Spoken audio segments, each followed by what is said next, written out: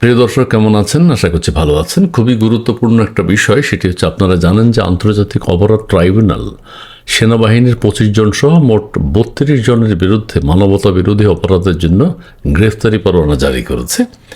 এরপরেই আমরা দেখেছি যে সেনাবাহিনীর ভিতরে কি হচ্ছে, কি ঘটছে, নানান কথাবার্তা আমরা শুনেছি, গুজবও শুনেছি, সত্য কথাও শুনেছি। তারপরে সেনাবাহিনীর পক্ষ থেকে যে প্রেস ব্রিফিং করা হয়েছে, তারা বলছেন যে 15 জনকে তাদের হেফাজতে রাখা হয়েছে। 8ই অক্টোবর আন্তর্জাতিক অপরাধ ট্রাইব্যুনাল এই রায় ঘোষণা করে, গ্রেফতারি পরোয়ানা জারি করে। এরপরে আমরা যে তাজুল ইসলাম সাহেব আছেন, চিফ প্রসিকিউটর, তিনি নানান কথা বলেছেন। 24 ঘন্টায় তাদেরকে আদালতে তুলতে হবে বা হাজিরা দিতে হবে এবং পুলিশ কর্তৃক তাদেরকে গ্রেফতার করতে হবে, সেটার কিছু আমরা দেখিনি। তবে সেনাবাহিনীর পক্ষ থেকে যেহেতু বলা হয়েছে সেনা সদর দপ্তরে একটা অস্থায়ী কারানিবাস তৈরি করা হয়েছে, সেখানে তাদেরকে হেফাজতে রাখা হয়েছে। এখন 8 তারিখের সেই রায় 22 তারিখ হলে সর্বশেষ, অর্থাৎ আজকে তাদেরকে আদালতে উঠানো হবে কি না, এটা নিয়ে অনেক ব্যাপার ঘটে গেছে। সন্দেহ দেখা দিচ্ছে আদালতে তারা হস্তান্তর করবে কিনা। সিভিল কোর্টে এই প্রথম এতজন সেনাবাহিনীর ঊর্ধ্বতন কর্মকর্তাকে হাজির করা হলো। আজ সকাল 7টায় কড়া নিরাপত্তার মধ্য দিয়ে আন্তর্জাতিক অপরাধ ট্রাইব্যুনালে তাদেরকে নিয়ে আসা হয়েছে। এবং সেখানে কি হবে, আমি প্রথম আলোর হেডলাইন একটু পড়ি। সেনা কর্মকর্তাদের ট্রাইব্যুনালে আনা হয়েছে। ঠিক আছে, মানবতা বিরোধী অপরাধের মামলায় আন্তর্জাতিক অপরাধ ট্রাইব্যুনালে সেনা কর্মকর্তাদের হাজির করা হয়েছে। এটা কিন্তু মনে রাখবেন, 54 বছর পর, বাংলাদেশের স্বাধীনতার পর এই প্রথম এতজন সেনা কর্মকর্তাকে সিভিল কোর্টে হাজির করা হলো। এটা রিয়াকশন কী হবে আমি এখনও জানি না, বা দেশবাসী এখনও জানেন না। মানবতা বিরোধী অপরাধের পৃথক 3 মামলায় 25 সেনাসহ মোট 32 জনকে আসামি করা হয়।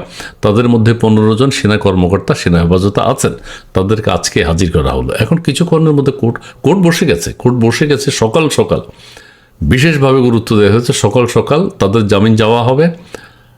তবে যেইভাবে আন্তর্জাতিক অপরাধ ট্রাইব্যুনাল কাজ করে, তাদেরকে সম্ভবত জামিন দেয়া হবে না। এবং যদি জামিন না দেয়া হয়, আরেকটা অচল অবস্থা তৈরি হবে এবং আদালত তখন সিদ্ধান্ত নেবে কোথায় তাদেরকে রাখা হবে। ঢাকা কেন্দ্রীয় কারাগার, না কাশিমপুর কারাগার, নাকি সেনাবাহিনীর পক্ষ থেকে সেনা সদর দপ্তরে যে অস্থায়ী কারাগারটা তৈরি করা হয়েছে সেখানে রাখা হবে। এই বিষয়েও কিন্তু সিদ্ধান্ত হবে। কাজেই পরিস্থিতি খুব একটা যে ভালো হবে তা কিন্তু না। তবে মানবতা বিরোধী অপরাধ যেটি বলা হয়, যে মিরপুর এবং মিরপুরের আশেপাশে যে হত্যাযজ্ঞ হয়েছে জুলাই আগস্টে, সেটার জন্য তাদেরকে দায়ী করা হয়েছে কয়েকজনকে। এর আগে বিগত সরকারের সময় যেসব কাণ্ড ঘটেছে, গুম, খুন, আয়নাঘর, আমরা যেটা শুনি, কতটুকু সত্য সেই বিশ্লেষণে যাচ্ছি না। সেই অপরাধও তাদেরকে গ্রেপ্তার দেখানো হয়েছে। এখন কেউ কেউ বলছেন যে বনশ্রী এবং রামপুরায় যে মানবতা বিরোধী অপরাধ বলা হয়, ছাত্রদেরকে হত্যা করা হয়েছে বলা হয়, এটা তারা উপরের নির্দেশে করেছেন। যদি করে থাকেন, সেটা আমরা জানি না কে হত্যা করেছে ছাত্রদেরকে। সেনাবাহিনী হত্যা করেছে, নাকি কোনো ক্রিমিনাল হত্যা করেছে, না স্নাইপার নিয়ে অন্য কেউ হত্যা করেছে, নাকি পুলিশ করেছে, সেনাবাহিনীর বিরুদ্ধে এর মামলা দেওয়া হয়েছে। এইটা তাদের চেইন অফ কমান্ড, উপরের নির্দেশে যদি হত্যা হয়ে থাকে, তারা করেছে, তাহলে উপরের সে কর্মকর্তারা কোথায়, অর্থাৎ চিফ কোথায়, সেনাপ্রধান কোথায়? সেনাপ্রধানের নির্দেশে যদি ছাত্র জনতার পাশে দাঁড়ায় সেনাবাহিনী, আবার সেনাবাহিনীর নির্দেশে, সেনাপ্রধানের নির্দেশে সেনাবাহিনী হত্যা করেছে, দুইটাই সত্য, দুইটাই সেনাপ্রধানের নির্দেশে, তাহলে সেনাপ্রধানও কিন্তু আইনের বাইরে থাকতে পারেন না। এটা কিন্তু আদালতে উঠবে। আসামিদের যে আইনজীবী থাকবে তারা নিশ্চয়ই বলবে তারা চেইন অফ কমান্ড মেনেছে। কমান্ড না মানলেও তো তাদের চাকরির সমস্যা। অর্থাৎ চিফ যদি হুকুম দেয়, সেই অর্ডার যদি অধীনস্থরা না মানে, না কার্যকর করে থাকে, তার জন্য জবাবদিহি করতে হয়, তাদের চাকরি থাকে না।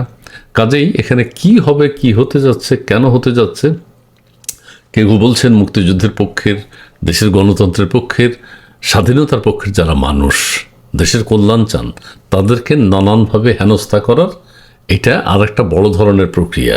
সেই 2009, 2024 এর মধ্যে অনেক মুক্তিযুদ্ধের পক্ষের, তারপরে 24-এ আপনারা দেখেছেন মুক্তিযুদ্ধের সমস্ত কিছু শেষ, স্বাধীন বাংলাদেশ বলতে আর কিছু নেই।